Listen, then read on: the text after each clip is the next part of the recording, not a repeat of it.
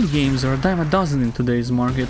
There are good indie games, bad indie games, unique indie games, interesting indie games, boring indie games, exciting indie games. I'm not sure how much of this I can show before YouTube sends a squad after me. In such a competitive environment, it's extremely hard to get noticed. Hint hint, nudge nudge, shoot subtlety in the back. And today's game has 7,000 reviews on Steam with a very positive rating, so calling this game unknown is incorrect. With that being said, Cloudpunk has a lot of issues.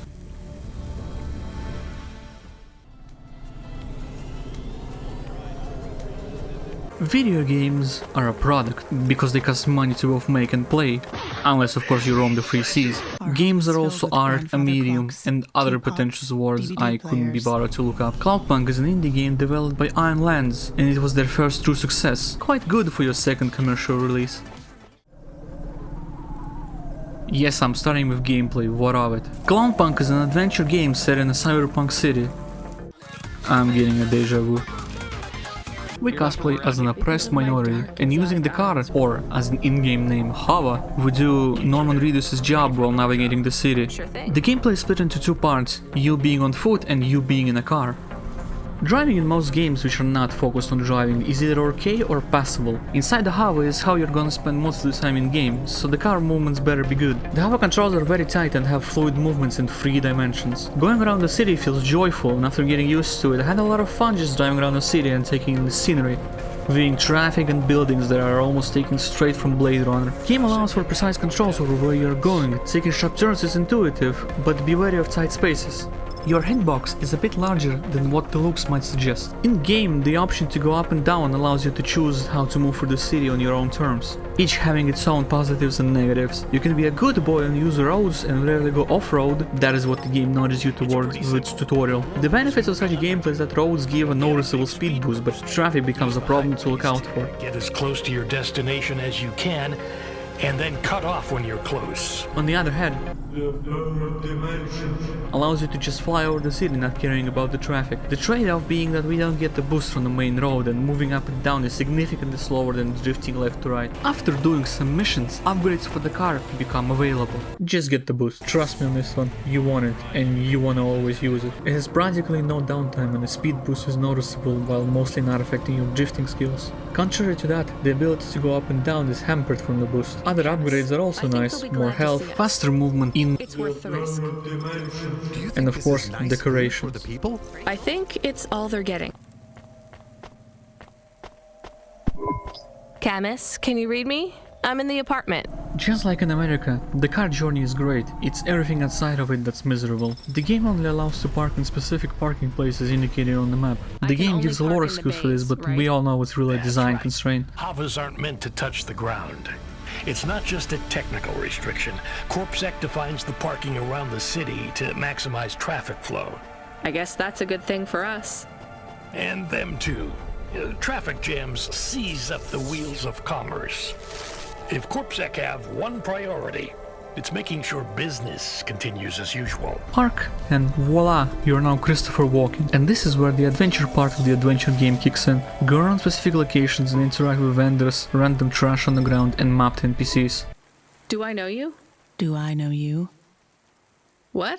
If I knew you, I might not know. Let me try this again. The city is built in layers and is connected via catwalks that connect multiple islands together. There is always a lot of people on any part of the map, making the city feel real and lived in. And just like in the car, the game incorporates verticality while we're walking around the city. To move up and down a level, we have two options, the gate or the fucking lift. Gates? No problem, they just instantly transport us to its connected gate. Nice, simple, fast, efficient. The lift though. The lifts can fuck right off. Lifts work by stepping on a pressure plate in the middle of it and look at it go! Some lifts are broken and you need junk you pick up off the street to fix them. Every lift is operated by a dwarf, which is honestly a cool touch. But why do lifts move by themselves? At multiple points in the game, lifts just move up and down by themselves. I assume it's to simulate other people using it or to prevent you from soft-locking yourself. But every time I need to use the fucking thing, it lives before my very eyes. I hate them. I hate the literary being on my soul. I believe that every dwarf is racist towards Rania's kind, and just like every whole-loving dwarf that hates the elves, city dwarfs hate the Easterners. Get fucked. Rant over. The game has 3 types of vendors. Food vendors, which are found in stalls or in food carts. The food they sell is usually consumed on spot, but some food like candy and water bottles can be carried around. Drug dealers, as the name would imply, sell coolant and purses. Food and drinks give you a speed boost, which is highly needed, as the running speed is slow and you can press shift to go even slower. Drugs give the eye boost, and I have no idea what it does. It brightens the screen and gives a filter, just like drugs in real life. This game is an example why you shouldn't do drugs, kids. Only stimulants in form of pills, because they also give speed. And lastly, merchants, who sell random selection of items from consumables to clothing items to junk. Scattered on the ground, but thankfully shown on the map, are items that we can pick up. They are either junk for sale, or junk that can be used to fix an elevator, or pass through a gate, and sometimes it's an item that starts a side story. Talking with Marked NPC starts dialogue, where we get to learn some city lore, someone's problems, or just get racially I need profiled. to ask you something. Me? Yes. I see your swarthy skin tone. Sometimes they give side quests in the form of a fetch quest, the rewards for which is money. Speaking of money, the game has no incentive for you to engage with its mechanics. When I previously looked at BRC, its incentive to style around the city was the points system. While admittedly quite a boring way to incentivize the player, it works really well there because of fast-paced gameplay and immediate feed of points and multipliers to the player. Cloudpunk, being an adventure game with no arcade elements, has to entice players in other ways. One of its primary incentives should be money. Like stated before, picking up trash and doing quests gives money. Not a lot of money, but enough to upgrade the car, refuel or fix it. The main way to make money though is through selling to generic merchants or to named vendors. And depending on where you are in your luck, the prices differ. After getting some money, you are then put in a loop of finding a merchant that sells an item for cheap, and then finding another merchant, usually in another area, who will buy it for a higher price. If you really want to min-max though, there is a guide in the Steam Guides section that shows all the prices. Otherwise, step 1. Go to this area in events. Step 2. Buy enough arms to make an arm to the thief joke. Step 3. Go to the spire and sell the arms to the vendor there.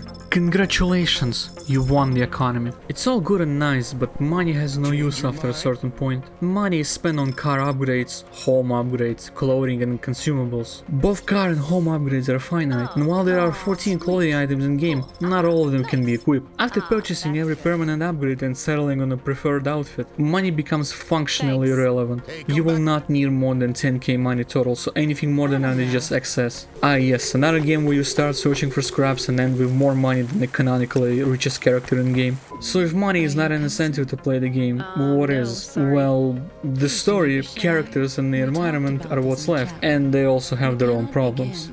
Not the environment though, that one's pretty bang fucking on. The game looks very beautiful.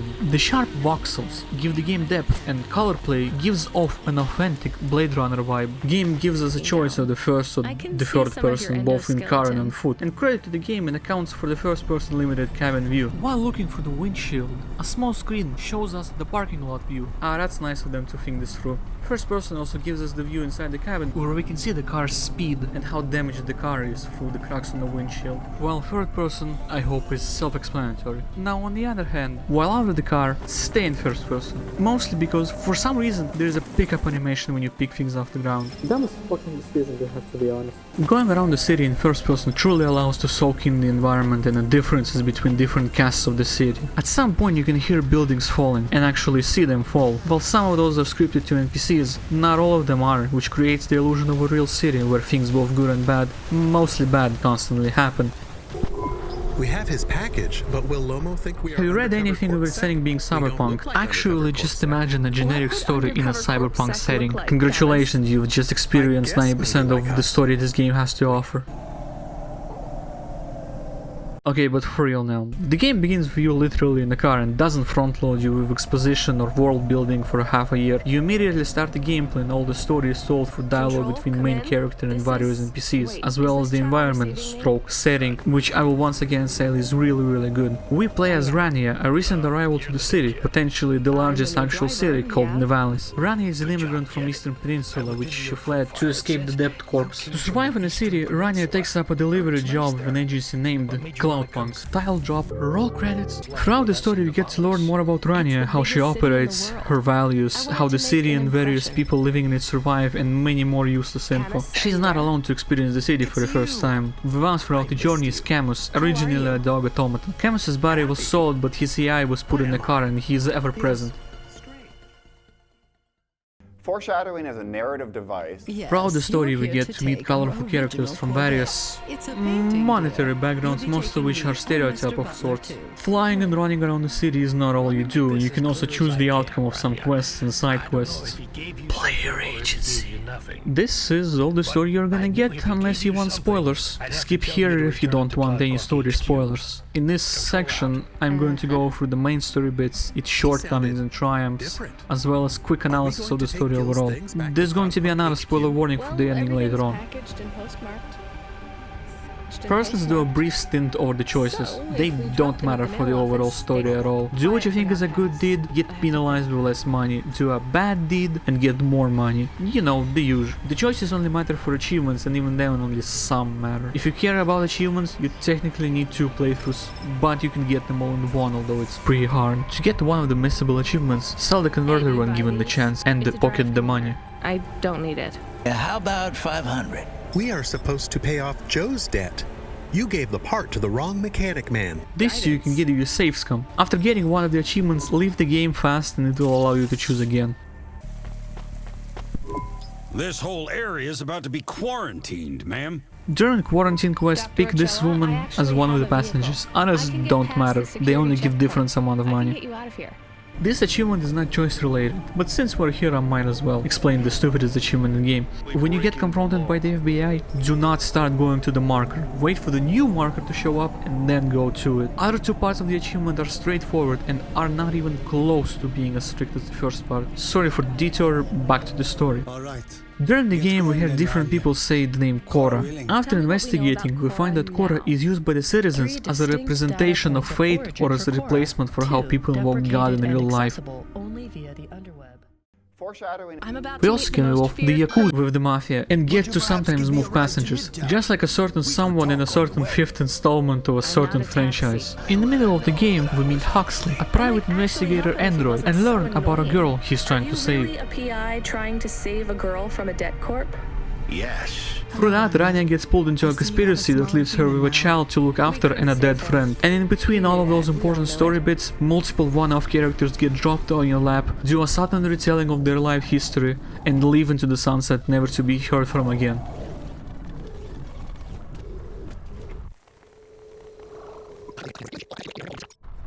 I read you, Rania. How was he?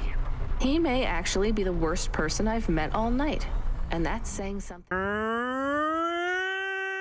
Exploring the city, we hear multiple reports of critical infrastructural failure, and the connection point seems to be the city's AI going on a rampage. Sustained entropic breakdown of a complex system.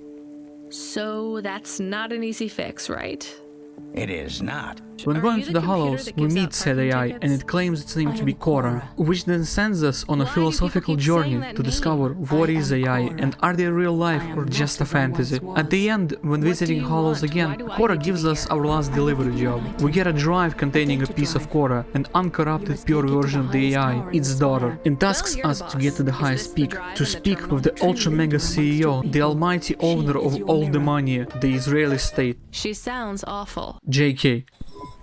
Can you hear me, Camus? It's almost over. Do you even understand the choice we must make? At the That is peak, what we you must get to decide whenever to transmit the set daughter her to a new free, city or do we override Cora with the daughter in order to replace her? improve Nevalis' How can chances we of set her long-term free? survival. How vain. Hearing all that, you might think, oh, this story is fine. Nope. It's a bit standard for a cyberpunk setting. maybe it is The something problem bad. is the pacing Better and the we don't chosen know. one problem. The game happens in the did course not of like one day, William. one fucking was night even. strange. In one Everyone night is shift, strange working here. for the company. We are strange here. Your handler switches, you get a child to look after, you get a friend and see him fucking explode, as well as decide of the fate of the whole fucking city. And from just a day, one night, you are told you're important enough to decide the fate of maybe the whole world. Whichever ending you want to choose, no one is going to try to stop you. That is how more important you are to the will of the world. It's all just tacky and smells contrived, like everyone in the city is just standing around digging for gold in their noses and you're the only one who's allowed to have agency over the story. Getting reports over the wire right now. It was an explosion. The story overall is just half the problem. Her dialogue is the other half. That's right, you get to hear the story firsthand from the characters because they're all We voiced. didn't do anything wrong. Okay. As a person who is scared of the Firelight type in DaVinci Resolve and who has a shit voice, I won't comment on the voice acting. The dialogue, on the other hand, I will lambast. The game has a severe millennial writing problem. The dialogues are written to be so long. A thing that a normal person would say once is repeated multiple times, or something that is explainable in a single sentence has a whole paragraph written around it. This is giving me Yeek vibes, and those aren't the good ones. Length is the biggest problem. Every dialogue has a pause. I just found this button in the settings, and I think I know what it does, but I hope it's not what it does.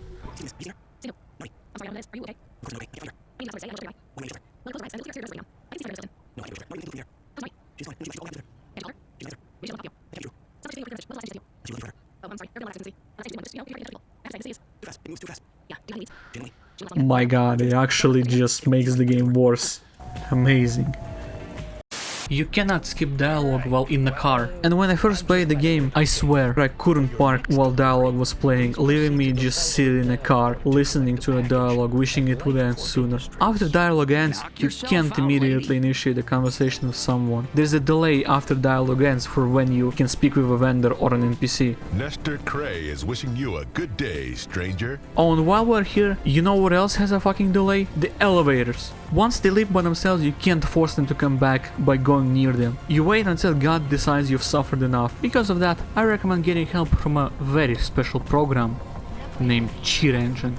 Enabling the speed hack doesn't make the dialogue go faster, but makes every action in game move faster. That includes elevators. The biggest culprit of lengthening and dragging on the dialogue is Camus, your very own ever-present comedic sidekick. What's this? You're a sex robot? I am a robot, but I am a dog, and not a sex slave. I do not understand why would you be a sex bot? And I would never be a sex bot because I am dog. Unless being a good dog means being that. He just won't shut the fuck up. Rania is another thing some people, me included, found faulty. Lover of morality high ground loves to teach people the true values of scamming with a sub story, or not following the rules or laws when it suits you. Mothers give their daughters to protect them. From? Predatory men. Really? Oh no, your mother's flower. You gave it away. Mom didn't give that to me. I found it growing near a sewage plant. Knowing jack shit about the city, its structures, its history and race relations between the cartoonishly evil corporations and its CEOs and dumb but well-meaning lower-class everyday people, Rania loves to point the finger. As she is from the east, she knows that liking wealth and money is bad, and by Cora, she will make sure you hear about it multiple times. Why don't I just drink the juice out of the bottom of my trash can while I'm at it?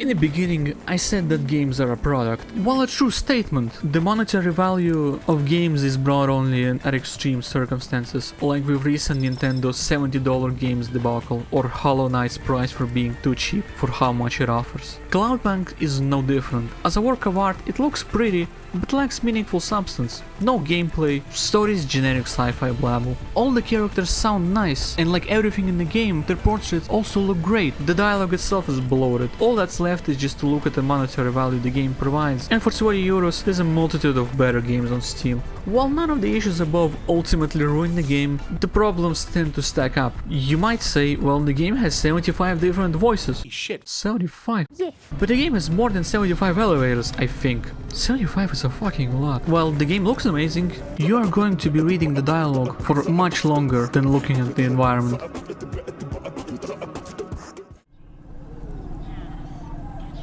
Cloudpunk is far from being a bad game. There are plenty of worse games on Steam, but there are also plenty of better games on it. It's middling and ultimately forgettable. Lack of actual gameplay hampers the want to explore the map and just fly around. And it seems I'm not the only person who thought that, because the developer Ironland's next project takes place in the same city, but instead of a glorified walking sim, it's an entrepreneur simulator.